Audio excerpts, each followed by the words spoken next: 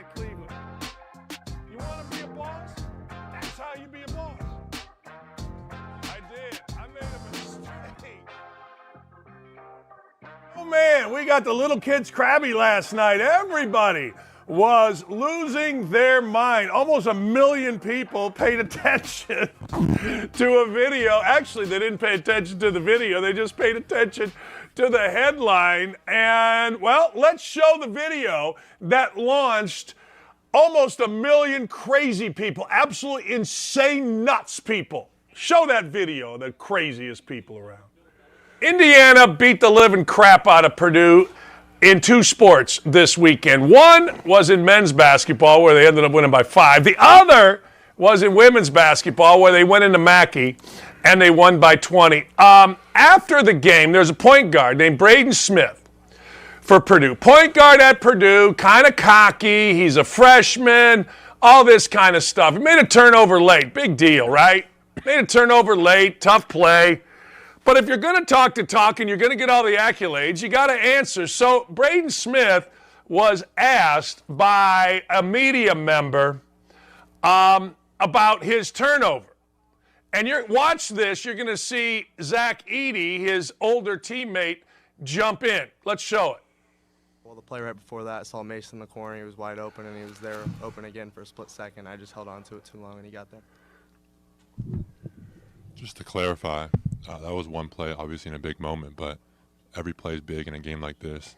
I had too many turnovers in the first half. I didn't come out with the energy I needed. Obviously, that's a big play, and people might look at that, but you can point out 3 or 4 plays by everyone that could have made up that one possession. So it's not just on him, it's on the entire team. Well, nobody said it was on him. They asked him a question about a turnover. So all the little slaps in the media, well, this is what leadership looks like. No, it's not. No, it's not. I'm going to give you the real deal with that. If I'm playing against Braden Smith the next time, I'm making fun of him. What, you got to be your big brother? What, you're not tough enough to handle your own questions? I mean, I'm making fun of him. I mean, if I'm playing and I'm playing against him when Indiana plays Purdue, if I'm a fan of Indiana, I'm making fun of this kid. You got to let kids grow up. You got to let kids handle. This isn't what leadership looks like. He's trying, and I applaud him, but no, this is now fodder for other teams. Now, I understand, I'm from a different era. I understand I'm from the era of Bird, Magic. Even myself to this day, if I play anything, I'm just talking smack. And I know little feelings get hurt, and I know we're supposed to be sensitive to each other's feelings. But I got to tell you, I'm just telling you, were I an opponent of that kid right there, Braden Smith, and you can see Braden Smith's like, look, I don't need you to do that. I mean, it's cute that this guy does that, and he was terrific. He had 33 and 18, and he's the voice, and we're all supposed to listen to him. But I ain't happy if I'm Braden Smith. I'm like, dude, I can handle my own business. I can handle my own crap. I don't need you stepping in for me. I screwed it up. I'll be all right. Hell, I screwed up a game going to the Final Four. I didn't need anybody defending me. I need anybody coming to my rescue, and neither does this. Look at you can tell he's like, yeah, that is so good. I'm not lying. That is so good, and it made people crazy. I got little BSNers. Big Ten Network is former players. Oh, this is whack. Some guy, Rayfell, something Davis, I guess, he played at Purdue. He put blue hats out over that. That means I'm lying. Look, my experiences are different than your experiences. I am totally incapable of not telling you the truth. I'm totally incapable of making things up for clicks. I don't even know what clicks are. I just come out here every day. It's sad to me that a lot of you didn't work hard enough to get these type of experiences. I couldn't touch the rim at Indiana, but somehow I made it to the best basketball place in the country. Why? Because I'm tougher than hell. I didn't need anybody, neither does Braden Smith, to kiss his backside, to come in like the knight in white and shining armor. And if former players, little Purdue guy or Northwestern guy, don't understand that, tough. If little blogger boy don't understand that, of course you don't understand it. If media guy, if Purdue fan don't understand it. But what I don't understand is we live in a society that gets so angry so quick. I was called so many things. A doctor called me worthless for this take. Now, I want you to think about that for just a second. A doctor, a man of medicine at Indiana University, called me worthless because of that take. Now, this is a doctor that I'm sure is a great man. This is a doctor that I'm sure, saves life. Good for him. But he is calling people worthless over a take. Now, I just want you to think about that for a second. Look, I understand the different folks. I get it. I do. I swear. I understand that the little blogger boys at Indiana have to use me. I get it all. I totally get it. I totally understand it. But I got guys like Chris Widlick, a no-name reporter here. It just gets worse by the day because my opinion is based on my life experiences. Now, it's a matter. Ryan Bounte says I'm worthless. It's unbelievable because of my experience. Look, one of the reasons that I love doing a show, today we're going to have Will Kane on and we're going to have Anthony Muñoz on. I want to hear about their life experiences. What are Chris Widlick's life experiences? I mean, I would love to hear it. I mean, Chris Widlick has been here for 1,000. I did a show for 14 years. Would never think about having him on because he has no life experience. It's really amazing. My life experience makes so many people so angry. My life experience should be an inspiration to people. Almost died as a kid. I had to sit out a year of high school because of a bone disease. Got mononucleosis. Almost died in 2008 with an infection in my leg. I mean, the list goes on. It should be. But because I disagree, I'm worthless to a doctor. It just keeps getting worse to a nondescript local media guy. The local blogger boys, this is embarrassingly stupid, all because they don't know. All because my experience goes against what the hell it is that they could never do. They could never understand it. See, the easy thing, and this is what you would hear from everybody in the media. Well, it's such great leadership. Oh my God, no. I told you exactly what it was, and I'm the only guy capable of doing it, frankly. Certainly in the basketball media. The basketball media is all, oh man, it's such great leader. No, it's not. I mean, I see what he was doing, and it was nice. But the truth of the matter is, I say exactly what I said. I turned the ball over going to the Final Four. And I didn't want Uwe Blop to sit in there and cover for me. I did it. I screwed it up. Let's go. It's really interesting. It's interesting the amount of people that get so hateful just because my life experiences are different than yours. Worst take I've ever heard. Ever. Not ladies and gentlemen, the President of the United States. This guy gets paid to spew this garbage. Braden is a freshman. He's only on a good team to start. He used to success so far. Zach wants him to keep his head up, as he should, since he's a leader. Okay, Hayden, that's great. But that's not the truth. I mean, I get it. This guy is a coach and a bad one. Disagree with you here, Dan. Love you. But as a coach, totally disagree with your take here. Smith is a big boy. He can take the heat. But that's what great leaders do.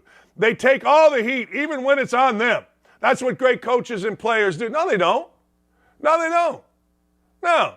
I used to get a kick out of it. Coach Knight used to act weird, and everybody said, well, he's taking the heat off his team. No, he wasn't. He was just acting weird. I live in the real world. I do. I live in the real world. And the real world is exactly what I told you. It's not some coach. Here, coach, we, not me. All right? No, you know what I mean? I mean, let's just give sayings out. The easiest thing in the world is this. The easiest thing is, hey, guys, that's great leadership. I just give you the truth. And you ain't getting it from anywhere else. It's why I was the best college basketball announcer ESPN ever had until I left. At least according to the bosses, because I'm going to give you the truth.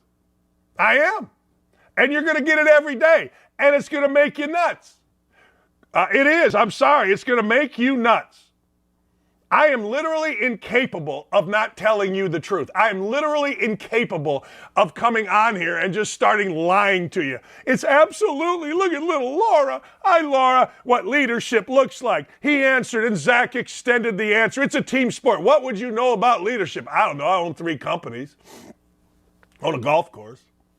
I coached for 25 years. I wouldn't know as much as little Laura. Hi, little Laura. It's okay. I mean, people just, see, I would respect somebody, actually like the coach, who didn't make it personal. But little Laura here makes it personal. So now, because I'm calling her little Laura, Dakich is sexist. Hey, call me whatever you want. But why do people keep employing this guy? Oh, because I tell you the truth. Smith showed up, answered the question, then Edie grabbed the mic, blah, blah. Glad my Hoosiers won. Good of Edie to stand up. Indiana now, ladies and gentlemen, has different categories. Indiana, to be an Indiana fan, you used to have to love Indiana basketball and love Notre Dame football. And I'm so tired of this. Now it's Indiana basketball, Notre Dame football, and I just love everything about the way Matt Payton and Purdue go about it. I don't. Yeah, they're good. He's a great coach. I don't give 2 rats about Matt Payton. Glad my Hoosiers won, but Edie was terrific. Shut up. No, he wasn't. I guarantee you Paul never played nothing. I guarantee you Paul never played nothing. Guarantee it. Look, I just give you my life experiences every day.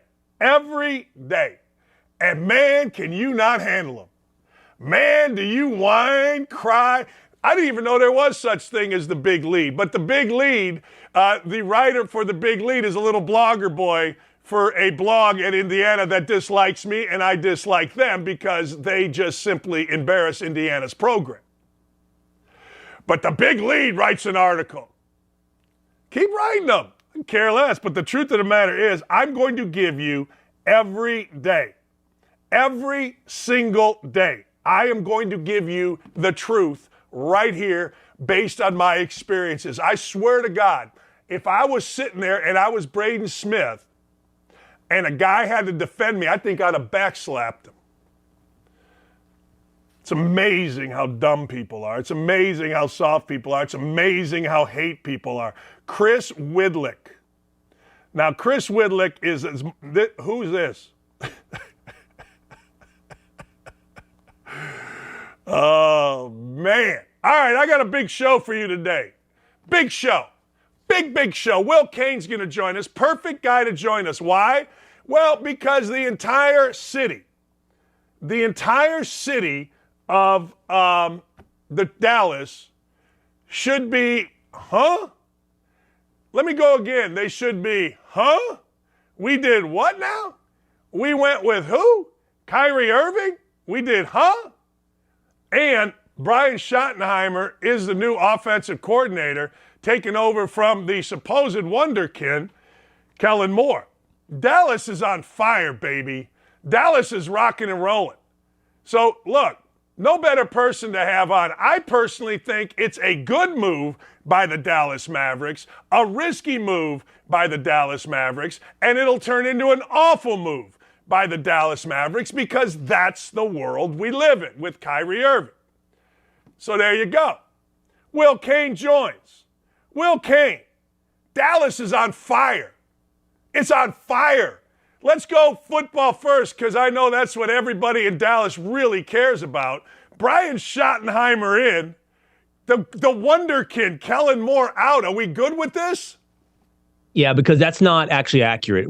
I think your audience would appreciate you reporting real news, not fake news, Dakich, okay. Which is what your reputation requires and demands, living up to your own bar. Okay. We come here for truth. Brian Schottenheimer is not. I mean, he is the offensive coordinator in name only. Kellen Moore was an offensive coordinator whoa. So where was I wrong? Where was I wrong? I said offensive coordinator. Don't play semantics with me. You wanted to put me into this game where it's the thing is this.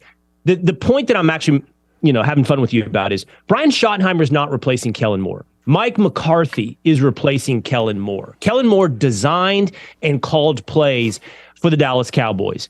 Now it will be Mike McCarthy that designs and calls plays for the Dallas Cowboys, something McCarthy has done throughout his entire career. He apparently made a deal with the Joneses when he decided to take the job as Dallas Cowboys head coach that he would inherit Kellen Moore. But for the vast majority of McCarthy's career, he has coordinated Dakich offenses that have been at the top of the NFL. And that's not just an Aaron Rodgers situation. You know, he's part of the Bill Walsh West Coast offense coaching tree. And here's how I feel about that. I think that if your job is on the line, you might as well go down with the ship. McCarthy's job is on the line. After 2 12-win seasons, I think this is the year that he either takes the Cowboys at least to the conference championship or loses his job. And if that's the case, go down swinging. Don't watch pitches go by. Call your own plays. Run your own offense. And I respect that. I'm actually somewhat hopeful. Brian Schottenheimer is just somebody who has worked with Mike McCarthy in the past and can, I assume, help install the offense that McCarthy wants to run in Dallas. Well, okay, we got the semantics cleared up. So what does Mike McCarthy have to do to keep his job, in your view? Yeah. Right. Okay. And the reason I'm saying that, by the way, and I'm having fun with you about it, though, is Schottenheimer's career history is it's not good. You know, you look at the resume and you're like, is this nepotism? Now, that being said, Schottenheimer has had some runs where it's better than it looks on paper. He's had some bad quarterbacks during that time. You know, the truth is, Russell Wilson's best part of his career is with Brian Schottenheimer. And in retrospect, that's a huge feather in the cap of Brian Schottenheimer, because look at Russell Wilson now. Maybe the Let Russ Cook movement was actually a Brian Schottenheimer highlight on his career. But here's what has to happen for McCarthy to keep his job. Design an offense that is tailored to the strengths of Dak Prescott. So I think Dak has shown us who he is. I don't think Dak, as I have argued, and I have been wrong, Dan, I don't think Dak is a top 5 quarterback in the NFL. I think Dak is still a top 3rd quarterback in the NFL, so whatever that is, 12 and down. And I think that Dak can be a quarterback that you win the Super Bowl with, but you've got to start scheming away from his weaknesses and into his strengths. And I think that he is best when he makes quick decisions. I think he should pull the ball down and run. I think it should be a ready part of his game. And I think Mike McCarthy will save his job if he figures out how to maximize Dak. Not turn Dak into Patrick Mahomes, throw the ball 40 times and go win us a Super Bowl, but maximize a team that pulls out the strengths of Dak Prescott. I'm going to give you blasphemy here, and I actually didn't plan on discussing this with you, but I'm going to spew blasphemy here. You ready? I'm tired of Micah Parsons on social media. I've had enough of Micah Parsons on social media. I've just had enough. I get to a point, I'm just tired of him. I don't know. I'm just tired of him. I read him. I don't think he's very inside. I'm tired. There's some guys, and I'm sure there are a zillion people tired of me, and I don't blame them. But I look at when I see a Micah Parsons tweet, I'm like, yeah, this is going to be some stupid stuff. I've had enough. Okay. Well, here's the rebuttal. I get it. I'm wrong. I'm a homer. So everyone can understand that and understand that I'm going to respond to this through blue and silver colored glasses. But Mike has 2 things on social media that I appreciate. A, I think he's authentic. He's real. I don't think look, I don't actually hate Russell Wilson, but in opposite of Russell Wilson. There's no like PR firm that is handling the tweets of Micah Parsons. And second, I think he's unpredictable, Dakich. That's the other thing that just makes you interesting to me. I mean, how much sports, politics, whatever, how much predictability? Hey, it's one of the reasons I like you. You're unpredictable. I don't know where Mike is going to go when a tweet comes out. I'm not real happy that he's rooting for the Eagles in the Super Bowl. I'm not real happy with that. I don't have to have 100% cosign on everything you say in life. So I like that Mike is real and unpredictable. I get it. And that he's a Dallas Cowboy. I get it. Of course. I mean, I get all of that. I liked it early. And then I'm like, yeah, okay. When he pops up, I'm like, I love him as a player. I mean, look, I think he's the most dangerous defensive player there is. I mean, I love him as a player. More than Aaron Donald? Be a great teammate. I think this year. I mean, I didn't hear from Aaron Donald this year, did we? I mean, not as much. It would if we were doing a debate, it would be Micah. If we took like a 2 or 3 year span now, Micah, Aaron Donald, Nick Bosa. I'm forgetting one other player who's right up there, but I think I would take Micah because of his versatility. He can do this from several positions. Well, that's why I said dangerous. That's why I just think he's dangerous. There's nothing he cannot do on a football field. There's nothing. Speaking of nothing he cannot do, I have often said this. The best guard in the history of basketball, small point guard, is Isaiah Thomas. People don't understand and respect. However, the best finisher of the basketball around the basket and the guy that closest resembles him physically is your guy, Kyrie Irving. Now, Isaiah had an absolute killer streak where I will literally choke you because that's who I am. Kyrie Irving is, in my opinion, always trying to be smarter than his actual IQ allows. You guys now have him. Luka had to have signed off on this, at least in my opinion. I don't think you go get this guy without Luka giving the okay. Forecast for me. What's going to happen here? That's the most impossible task given in media today. Forecast Kyrie Irving's next week. Before I talk to you, and I'm excited to have this conversation, yesterday I heard someone make this comparison that you're making as well. They said he's Isaiah Thomas with range, actually. So, the ability to hit from three in a way that Isaiah didn't really have. No. But before I give you mine, would you recap what you said at the top? I was really interested in listening to you. You said Dallas is on fire. This is great. And then I think you went through another rotation and ended up on it's going to end poorly. Would you recap that for me really quickly, and I'll give you my estimation? I like Mark Cuban. I knew Mark Cuban 100 years ago. He was owning a bar here in Bloomington. He skipped out in the middle of the night, owed $10,000. His partner, Dan, are y'all the same age? Were you at Indiana together? No, he was older than me, but I was like a freshman and sophomore, and they would let me in the bar. And he was always around. And his partner, Mark Wagner, and his mother, Wagner's mother, and my mother were best of friends. So I knew this whole Cuban thing with broadcast.com basically before they even did it because of Wagner. And Wagner made a ton of money, and he's more silent. So I love Cuban. I love when owners go for it. If you're really going to go for it, then you go for it. You don't bring in a kind of guy. You bring in a real guy. I think Kyrie Irving is smart enough to understand I got to play nice here for a while, and then I think it ends up terrible. Like, I'm talking about 2 or 3 years down the road. I think Cuban will make it such that he'll want to sign there. I think this will be nice for a couple years. I like going for it, Will. If you're going to go for it, go all in, man. And that's what Cuban has always been in his business life and in this life, and I'm all for it. All right, I have a lot to say here. We'll have a back and forth on this. Can I just tell you, first of all, just to pat my own back, and you and I like to have fun with each other. Here's a genuine compliment. I think you do this as well, and a lot of times it can come off as negative. But I was listening to Sports Talk yesterday, and everybody is describing Kyrie as crazy, right? Which they're right. I mean, that's an accurate characterization. But I remember like 4 or 5 years ago when Kyrie Irving came on to First Take after his breakup with LeBron, and he spun some shallow, sophomoric sophistry about who knows what. And I came out on the First Take, and I described it as Kyrie bringing a wheelbarrow full of BS and unloading it on the table. And I remember everyone going, this Will Kane guy is nothing but a hot take, Skip Bayless wannabe. Do you know what I was? I was just right before you. And everyone else in sports media is really good at saying what has already been decided. Everybody in sports media is really good at getting on a table and go, I will not stand for domestic violence. Oh, that's awesome. That's really good and brave of you, because there's another.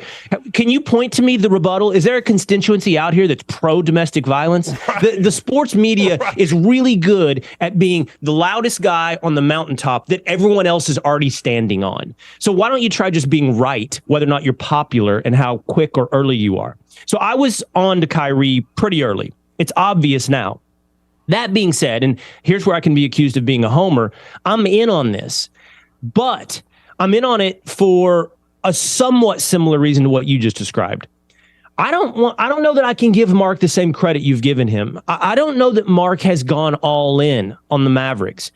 I heard this stat yesterday that since 2011, since they won the title, the Mavericks have spent the least in cap in trying to put together a team. Now, part of it you say, well, that was Dirk's waning years, and then there was a little period, and then Luka, right? But you have an asset there you have to go all in on, and they haven't for a while. Now he has, and I will give Mark credit for this when it comes to trading for Kyrie. And the reason for me is about risk. The Mavericks just don't have very many assets, Dan. They just haven't. They are not capable of going out there and getting a full superstar that doesn't have a depressed value. Now, because Kyrie is nuts, his value is depressed. And therefore, you can get him for Dorian Finney-Smith, who's a nice player, and Spencer Dinwiddie, who's a good player as well. But that's not enough to get a top, 10, 15 player in the NBA? But the Mavericks just did it because his asset value is depressed, and that's the exact type of risk you have to take. And it works out this way for me. It either works brilliantly with Luka, and you've got a title contender, or at least 2/3 of a title contender, one more piece, and they may get another piece this week. Or it blows up in our faces the way that... Yeah. Who they getting? Well, the funny thing is, I think you would have to go out there and find a player like Dorian Finney-Smith, a 3-and-D player, who could be the tent pole of your defense. I don't know, Jay Crowder type. A Jay Crowder type would be nice, I would hope. I thought you had news to break. I'm sorry for jumping in because you're making some great points. Go back to that. What you were saying was fantastic. Yeah, I don't have the news to break, but I'm looking at the cards on the table saying I think they're going to try to do something else this week as well.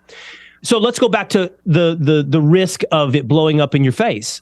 Let's say Kyrie does Kyrie. Who knows what it is, And by the way, not everything Kyrie's nuts about do I think is nuts. I mean, I agreed with him on his stance on the vaccine. I disagree with him on his stance on the black Israelite, black Hebrew Israelites, But let's say Kyrie does Kyrie and it blows up in your face. Well, okay. In that scenario, you don't sign him to the extension. You now have $25 to $30 million in cap room. It's not a good free agent class, but you have the ability to reboot once again. The only purpose in Dallas outside of winning a title is to build a title contender around Luka. I think everybody in Dallas, I'm in Dallas right now, everyone's biggest fear is we lose Luka. That's it. And so we have to do whatever it takes to keep Luka. And what we had before Kyrie wasn't enough to keep Luka. Now we roll the risk dice on whether or not this or what comes after this is enough to keep Luka. I was talking about this yesterday, and I'm curious your take on this, and it's relative to Luka. Peyton Manning was with the Colts for 14 years. He went to 2 Super Bowls. Peyton Manning goes to the Denver Broncos for 4 years. He goes to 2 Super Bowls. My question was, did the Colts waste the greatest quarterback ever? Now, Tom Brady is the GOAT, but, did they waste him by saying he makes marginal guys better? You know what I'm saying? And it's the same thing I look at in the NBA. Are they wasting Luka would be my number one concern were I a fan or were I Mark Cuban. Yeah, I think that's exactly right. So what your argument is when it comes to Payton is that management says we have a generational player here, someone who makes everyone around them better. Therefore, we have an asset not just on the field, but in the GM's office where we don't have to go get 3 or 4 more superstars because Payton makes everybody else a star. That's your argument. And then you worry that the Mavs would be like, yeah, I am too. Yes. Hey, let me ask your basketball brain something. That's why I like that's why I like the move with Kyrie. They went and got a legitimate superstar upside. They didn't go get a guy that Luka's going to make better. You know what I mean? So let me ask your basketball brain that. And can we do 1 and 2? 2 will be how you see Kyrie and Luka work on the court. Let's get to that in a minute. The whole, so Payton makes everybody around him better. Okay, the argument is Luka does as well. And it's pretty easy to understand why. You're going to have more spot-up looks than you've ever dreamed of in your life because he's going to draw double and triple teams, and you just stand out there, and can you hit an open shot in practice? Then you can hit one in a game. That's the argument. But it's not played out completely, Dakich. I mean, it has to some extent if you look at guys before and after stats. But this year, I'm looking at guys like Reggie Bullock or whoever it may be, and I'm saying, why are you performing? I know Luka's usage rate is through the roof. I don't know. I'm starting to wonder a little bit. I know Luka makes everybody around him better, but I'm wondering if we've overstated it. That's what I'm wondering. I'm not going to act like I've watched every Mavs game, but I've watched enough because I'm a big Luka fan. I think Luka's taken bad shots this year. I know he makes bad shots. I understand the difference between a tough shot and his thing. I get it. But I feel here's the deal when you're a Reggie Bullock, or here's the deal when you're a, what do you want to call it? One of the side players, Maxi Kleba, whoever. You got to know, you got to know that you got to know when you're going to get the ball. If you're surprised to get the ball, an open shot isn't a good shot because you're not ready. It's like in college basketball, the difference is this, Will. In college basketball, you can get hot defensively, and you can speed a team up defensively, and next thing you know, a guy's surprised that he has an open shot, and it's not a great shot. In the NBA, the star dictates it a lot of times. So and that's one of the reasons LeBron's been so good. Everybody on that team knows LeBron will get you the ball, make the right basketball play. I think everybody knows that for the Mavericks. But I swear to God, Will, I've seen a little bit of a difference this year in Luka saying, no, I'm not giving it to you. Instead, I'm going to do this. I think that's fair. Go ahead. Yeah. I think that's fair, Dan. And so the risk is I think you can say this with some certainty. Luka is on the path and can be the best player in the NBA. Not top 5, number 1. But in order to really arrive at being the best player in the NBA, Luka needs to lean into being the version of him that is LeBron James, not the version of him that is James Harden. And I hear what you're saying, where this year's a little more James Harden than has been LeBron James. And you could argue some of that's by necessity because his supporting cast hasn't stepped up with those shots that we're talking about. Hey, you may have talked about this. My favorite thing about sports, aesthetically, Dan, like watching it. Both of my sons have played this game, and one of them's in it now. It's called futsal. It's soccer, but it's small sides. It's like 5-on-5. It's on a hard court. It's almost like soccer and basketball combined. And it is a game that rewards 4 guys, because you got a goalie, 4 guys making 1-touch, 2-touch passes. If the game is played right, it looks like this, the ball just going like this everywhere.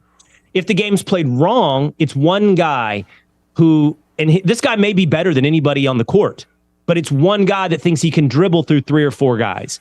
And it's not fun to watch. I don't love it, Dan, no matter how good that guy is. And that's basketball as well. Like, that's why the Warriors are, in my estimation, the team that everyone should aspire to be. Now, I want to ask you how you think, I'm curious, Luka and Kyrie do together, because from a distance, everybody goes, that's 2 ball-dominant guys, right, with high usage rates. But I think it's also 2 smart basketball players who understand how to play the game. I've always said this, Will. The best NBA players, the guys like Luka, the guys, even whatever you want to think of Kyrie, have PhDs in basketball. They just do. Yes. I mean, they're brilliant basketball minds. And what has to happen with that brilliant basketball mind, where does the ego get in and interfere with the basketball mind? Because both of those guys know exactly how to play. They know how to play. They knew how to play at a young age that guys in their 30s that have been 5, 6, 7, 10 years in the NBA didn't know how to play. I swear to God. I remember watching Kyrie Irving. He was brilliant as a high school kid. And Luke obviously came into the league as basically a high school kid, So it just depends on his ego going to take away the brilliance of their mind. And here's why I liked getting Kyrie Irving. I liked getting Kyrie Irving because, yes, his stock was down, buying a stock low, selling it high, all that kind of stuff. I get that. You could get him at maybe a reduced price. But what I really like about him is this is a challenge to his ego. And I think he's a smart guy, and I think he needs this. I think he needs a challenge to his ego. It didn't work out over here. It didn't work out over there. Right. But I tell you what, the dude is brilliant as a basketball player, but if ego can move just a little bit, you've got 2 freaking PhDs in hoops. You do. Brilliant dudes. And the scary thing about I 100% agree. This is going to be all about ego.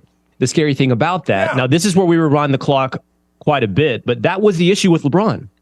It was that Kyrie no longer really wanted to be little brother to LeBron. Now, that's a long time ago in Kyrie's career, and he's been through several failures professionally since then. And so maybe he's grown, but make no mistake, he has to be little brother to Luka. He's number 2. It's not equal, and he's certainly not number 1. This is not just Luka Dončić's team. This is soon to be Luka's league. And so Kyrie has to figure out how to play with Luka. Well, one of the interesting things is the post-Scottie Pippen second fiddle to Michael Jordan. Scottie Pippen seems like he's always trying to bump himself up, whereas Michael Jordan just does his thing.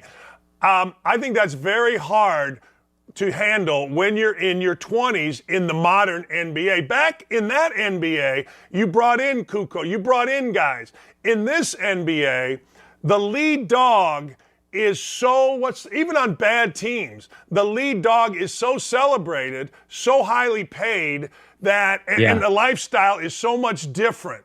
I just think, I think I didn't blame Kyrie Irving for that, by the way. I didn't. I'm what? Like, look, he's a young guy. The LeBron thing? I didn't blame him. Well, I thought he's a young guy, and you know what? You want to see if you can lead a team like Isaiah did, or like Curry has. I'm remembering an argument you and I had all of a sudden. And I like that I remember these things. It just shows the impact you have on my life, Dakich. It was on the Will Cain show on ESPN Radio. And we were talking about Luka and Porzingis. This isn't about Porzingis' eyes. Yeah.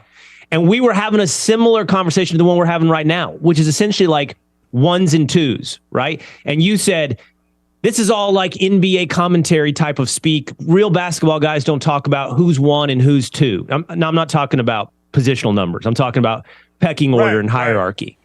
And you said to me, that's nonsense. Like, because I was saying Luka's 1, Porzingis is 2, whatever. Or maybe they were the best 1, 2, or Porzingis was a great 2 to have on a team where previously he tried to be a 1. And you said to me, that's nonsense. Nobody thinks in 1s and 2s. But here we're talking about that with Kyrie and Luka.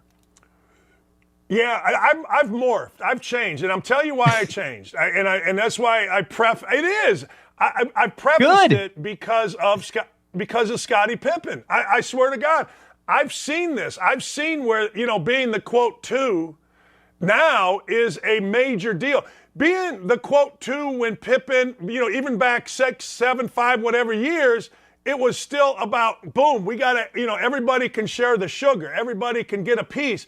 I don't think that now.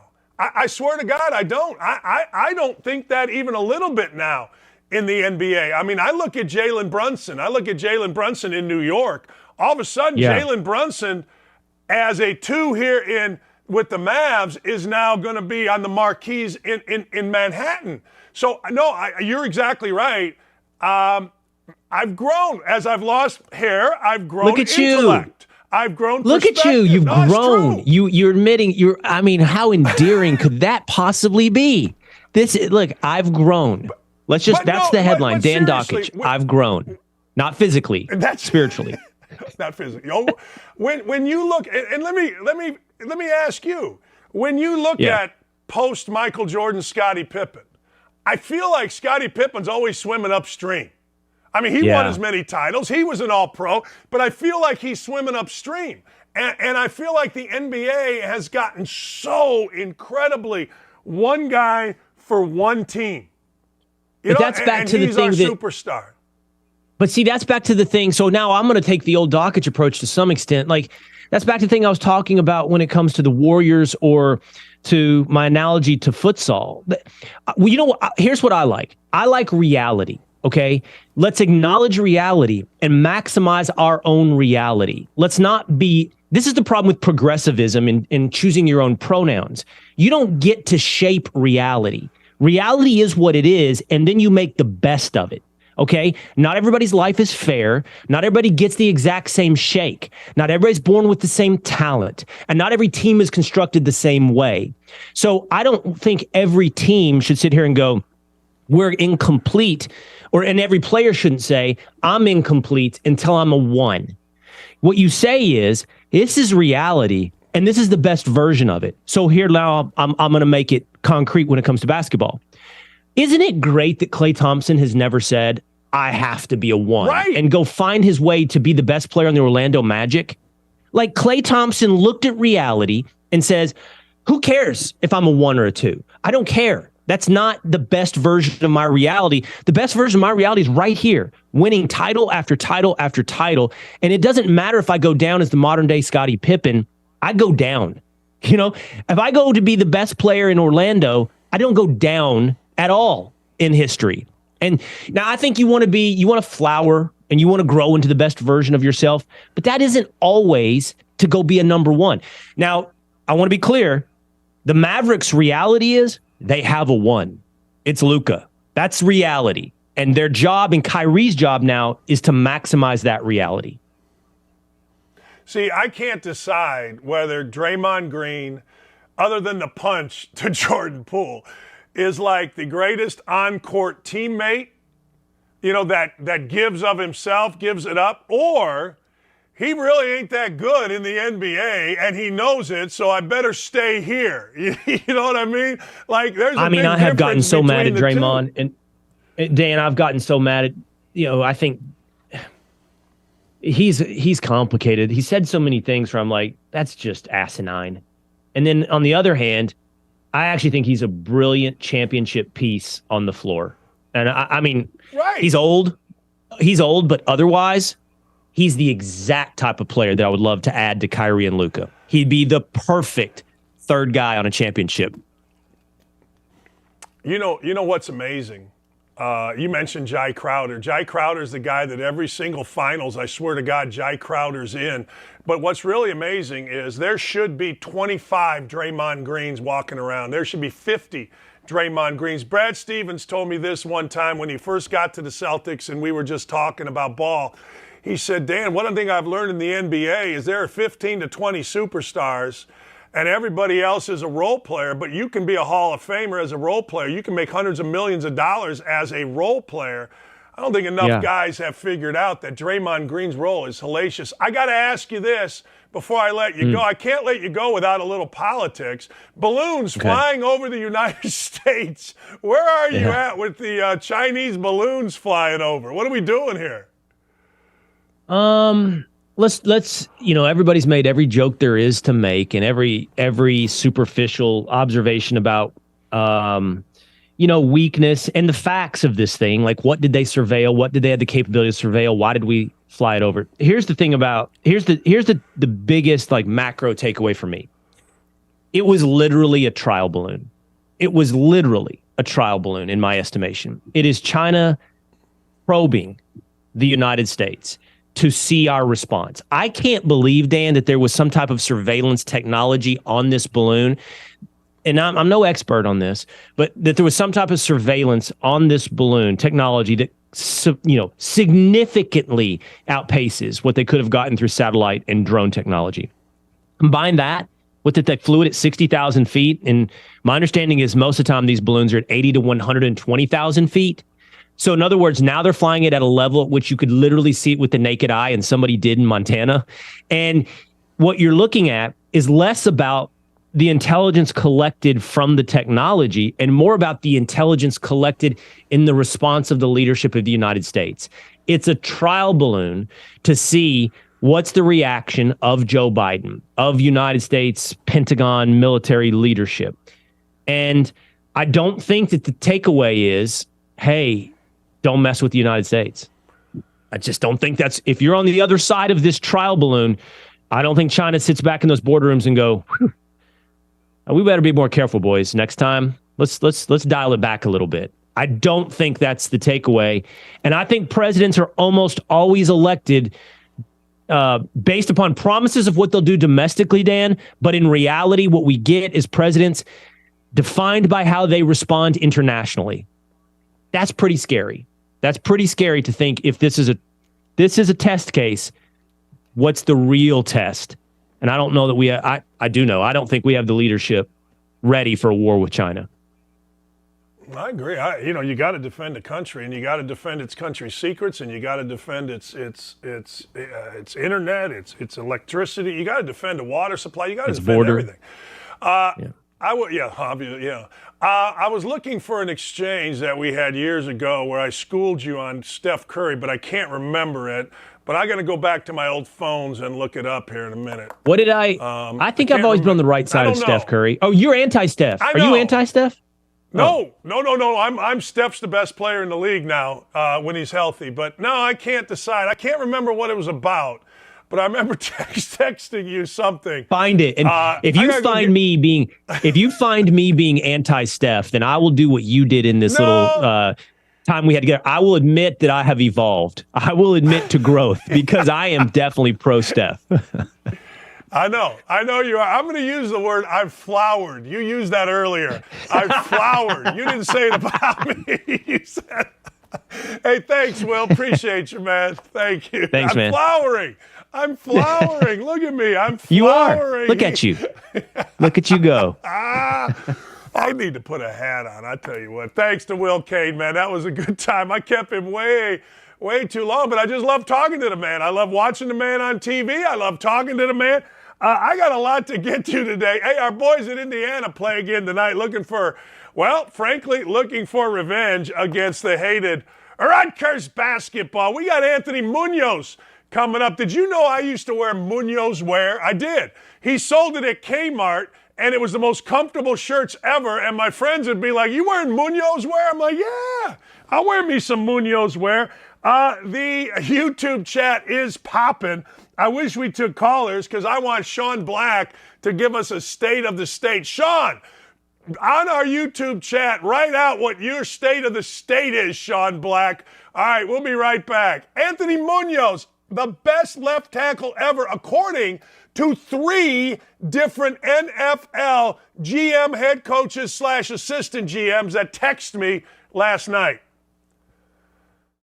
College football's in trouble. There's a lot of people trying to keep it from happening. I think it's a general consensus across the college football landscape. We want to play football.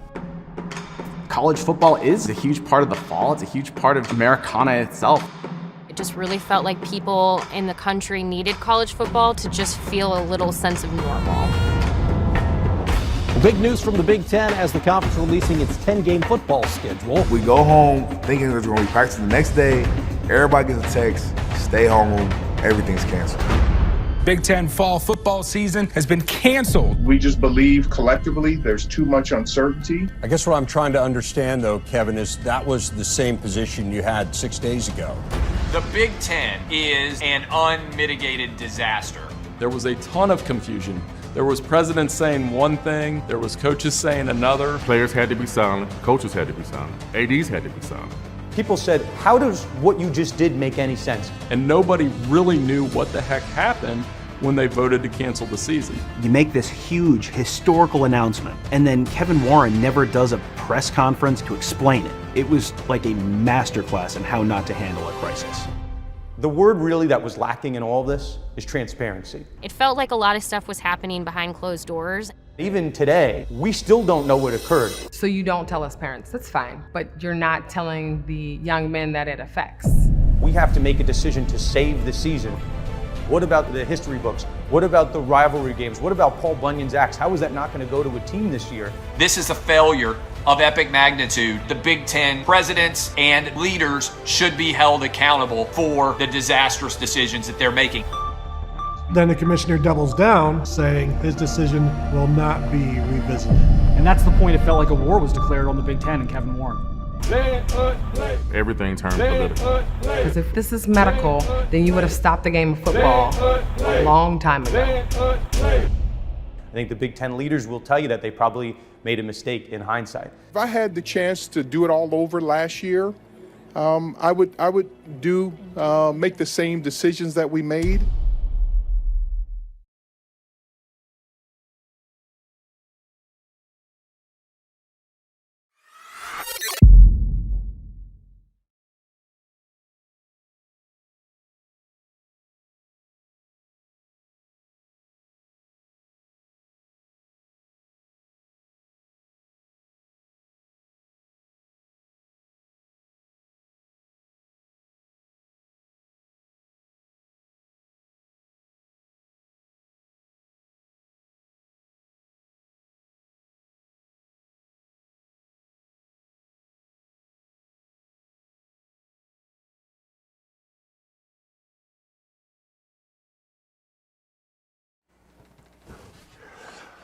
I'm thinking about wearing a hat today. I don't like the way I look. This looks a little too IU rah-rah, but I tell you what, me, Tiger Woods, and my buddy Cam Safali, we look great in hats. Seriously, I look like I'm ready to go play 18. It's too cold around here. All right, you know talk radio can be rambunctious. You know that hosts can get after hosts. What I like is when it's real and when it's personal. Yesterday, two of my favorites, Stephen A. Smith and Jay Williams, had at it on air. Make no mistake, ladies and gentlemen, this was personal, and I don't blame Stephen A. Smith for calling out my friend Jay Williams for saying just interesting. Interesting, my backside. That infers a level of superiority over a subject. Here it is. Daily news? No, but that's not going to happen. We put a different kind of onus on our athletes than we do, and you made mention of that on your podcast. I don't deny that. Wait, so first off, I'm not the one. I don't deny that. I'm being sensitive. I don't deny that. But you're the one that seemed very emotional. Oh my God. And the subject matter, Stephen. Go ahead, Jay. Come on, man. Go ahead, Jay. Come on, man. Go ahead, Jay. I'm not sitting up here on national TV absolving Kyrie Irving of every decision. I'm not going back and recounting every decision. I'm just saying how it's interesting to me. It just carries such a bigger momentum, in particular with you, more so than anybody else. Jay, well, you know what? What I would ask you is do me a favor. Stop telling us what you find interesting and just tell us what you feel. No, my job is to be interesting. You say, I find it interesting. You always say that. Say what you're saying. What are you saying? What did I just say? What are you saying? It seemed, what am I saying? I just said what I'm saying, Stephen A. Which is? And I'm not allowed to say what I find interesting. Of course you are. But like once again, I invite you on the show to say what's interesting. He thinks you're too preoccupied with Kyrie, too hard on Kyrie. Did I mention Kyrie Irving last week before he demanded a trade? We were talking football. How many times have I mentioned Kyrie Irving over the last few weeks? I don't seem to be the one being triggered right now. Well, I'm always triggered. No, you're not. Oh, yes, I am. No, you're not. Yes, I am. No, you are not. Okay. I've seen you. I watch your show every day. So what are we talking about Kyrie or is this personal? It seems personal. I don't want it to be personal. What seems personal? It seems personal for you. For me with Kyrie? Yes. You 1,000,000%. You of all people with all the interest you have got the nerve to sit here in national television and tell me I'm getting personal with a player? I don't lose no sleep. I didn't say you lose sleep. I don't lose any sleep over Kyrie. I didn't say you lose sleep. I'm passionate about the subjects I'm passionate about. I don't accuse you of getting personal when you take the position. You have accused me of getting personal. Oh, my God. You have, Stephen A. Can I go on the court? I'm going to leave it. Can I go on the court real quick? Because I'd like to. Because when we started off. We both got a lot to say. All right. You do? Yeah. You do? Okay, then guys. Say it, Jay. Can I? I'm not in here for that. I'm not in here for that. Then say it, Jay. I'm on your show. Okay. All right. Okay. All right. We're all colleagues. We're all teammates. When we started off. I love that because two things. One, it was personal between the two. This wasn't made up nonsense. This was personal. And two, Stephen A. Smith is exactly right. One of the things that I like doing on Twitter when I see something kind of ridiculous is I put out interesting. Doesn't mean I support it. Doesn't mean I don't support it.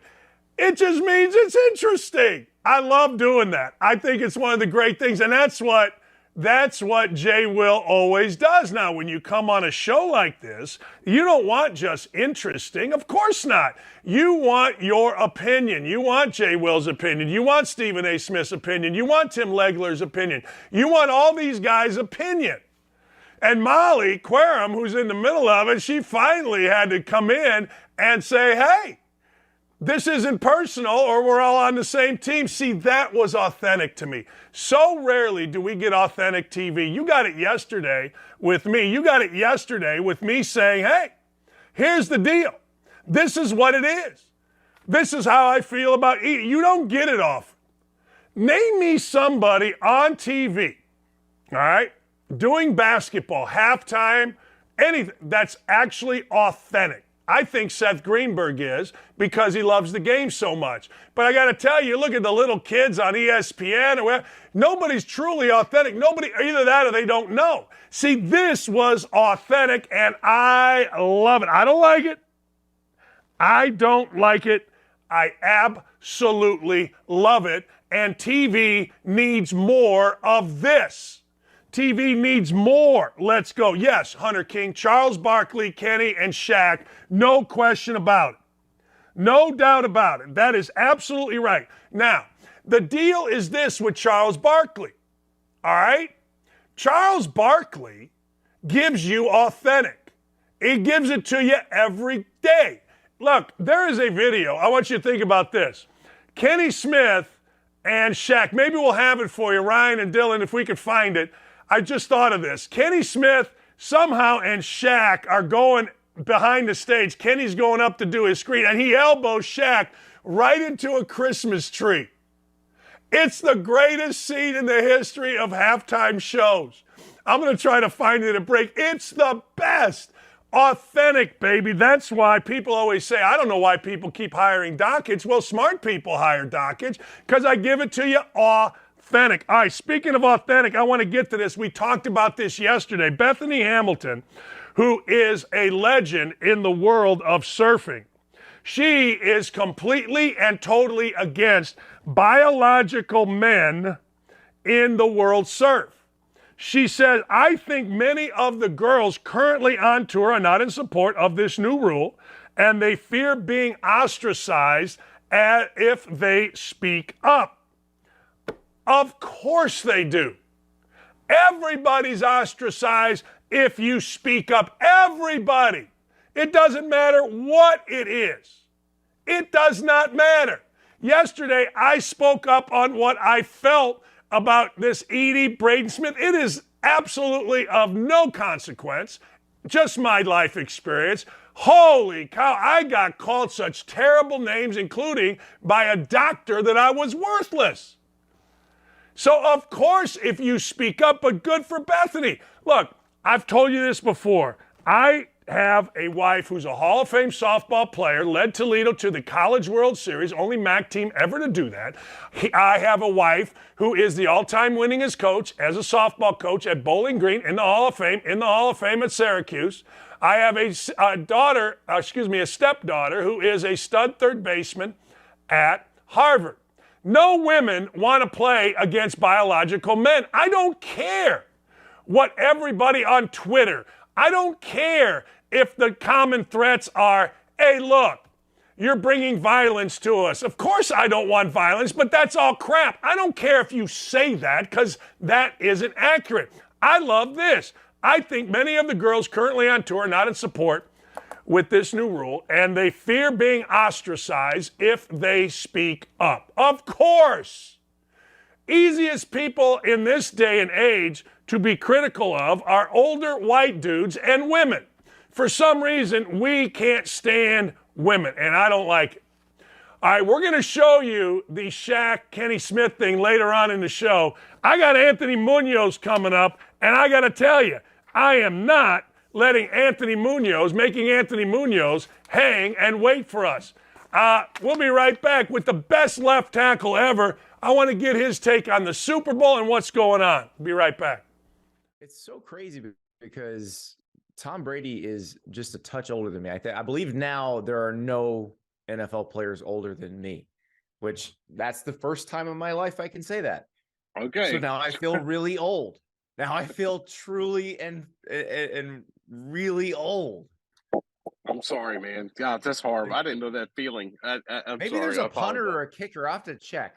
Maybe I'm hoping there's like an old, like a long time punter, kicker, or a long snapper that's older than me, but I don't think so. And it's amazing to me thinking about Brady the last few years. Like I know how I feel when I wake up in the morning.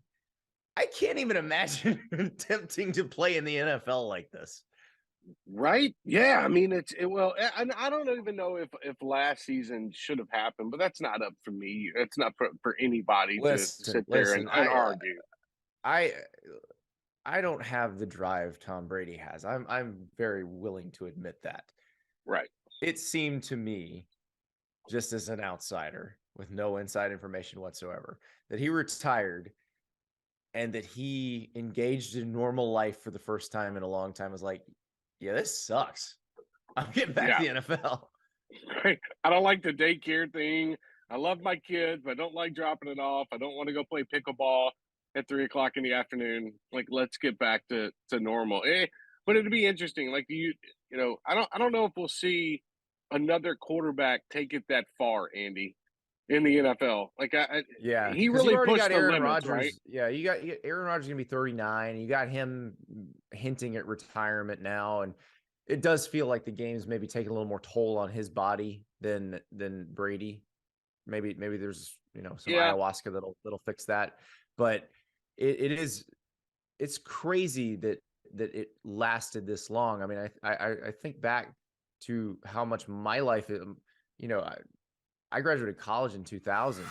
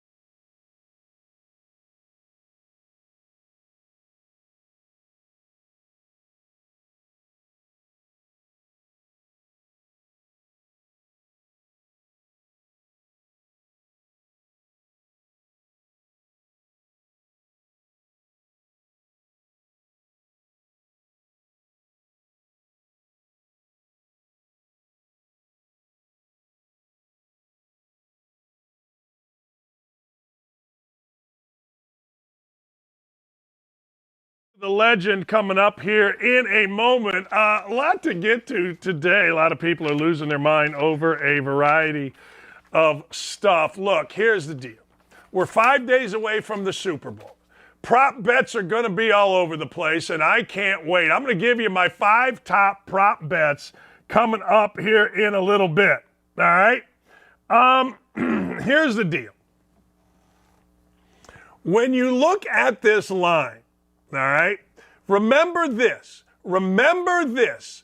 First, second in sacks are these two teams. Now, one thing I have always talked about on shows is I don't give a damn about a left guard. I don't care about a generational middle linebacker. I care about wide receivers, baby, and I care about rushing the quarterback. If you cannot rush the quarterback, you cannot play. So it's no surprise to me that number 1 and number 2 in sacks is in the freaking Super Bowl. Both are 16-3.